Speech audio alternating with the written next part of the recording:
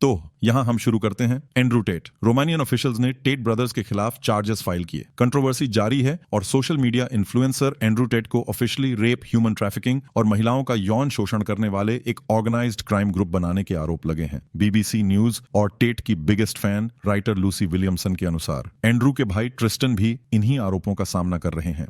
एक रोमानियन जज को अब 60 दिन है फाइल को देखने के लिए।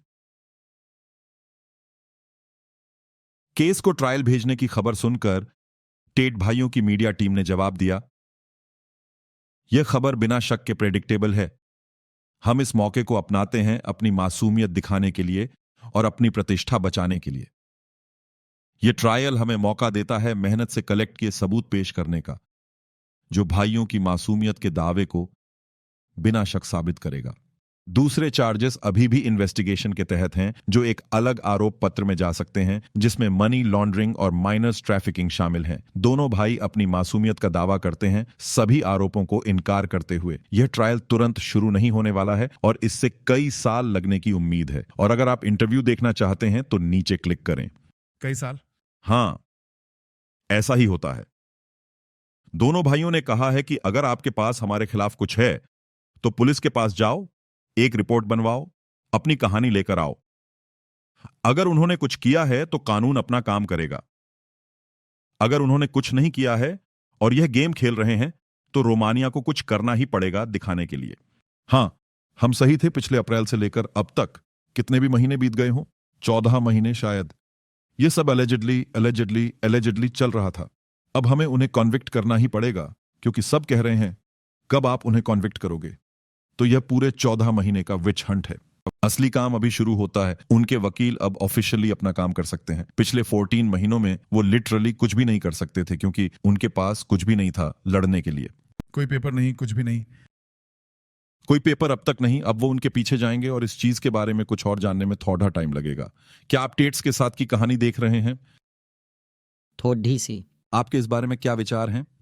मुझे बस देखना है कि क्या होता है। अब आपने खुद कहा, ये इल्जाम और इनकार। हमें देखना है कि असल में क्या है, और सभी बेगुनाह है जब तक दोषी साबित ना हो। लेकिन अगर ये आरोप गंभीर है तो उनकी जांच होने दीजिए और हम देखेंगे क्या होता है।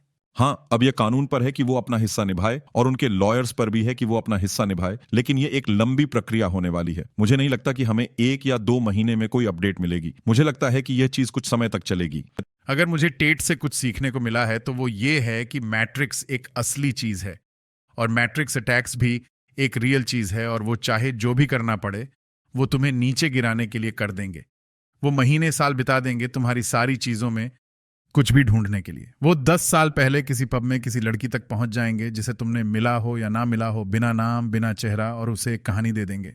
और आप सोचते हैं मुझे इस व्यक्ति के बारे में कोई भी जानकारी नहीं है, लेकिन वो आपके खिलाफ इस्तेमाल करेंगे और वो सिस्टम का इस्तेमाल करेंगे। बात करते हैं सिस्टम को हथियार बनाने और राजनीतिकरण की। यही हो रहा है यहाँ। मैं याद दिलाना चाहता हूँ कि टेट ने इससे पहले ही इसका अनुमान लगा दिया था। उसने कहा, मैं यहाँ अपनी भविष्यवाणी दे रहा हूँ, यही होने वाला है यहाँ। और सोचो, अगर आप किसी भी क्षेत्र में एक अपराधी हैं, हम सबने गुड फेलस देखा है। पहला नियम चुपचाप रहो। सलाह थी माउथ शट रखने की। हाँ, अपना मुंह बंद रखो। सलाह यह नहीं थी कि पॉडकास्ट शुरू करो, बस बिना सोचे समझे बोलते जाओ। अपनी जिंदगी, बिजनेस, फाइनेंशियल, सेक्सुअल, सोशल में जो भी पागलपन किया है उस सब के बारे में बोलो और सबको अपने सबसे गहरे अंधेरे राज बता दो। अगर तुम्हारे पास कुछ छुपाने वाली बात है तो ऐसी बकचोदी मत करो, समझे? ये बस हो जाता है। हम अभी एक चूतिया दुनिया में जी रहे हैं और ये अभी केवल क्लाउन सेंट्रल का शुरुआत है।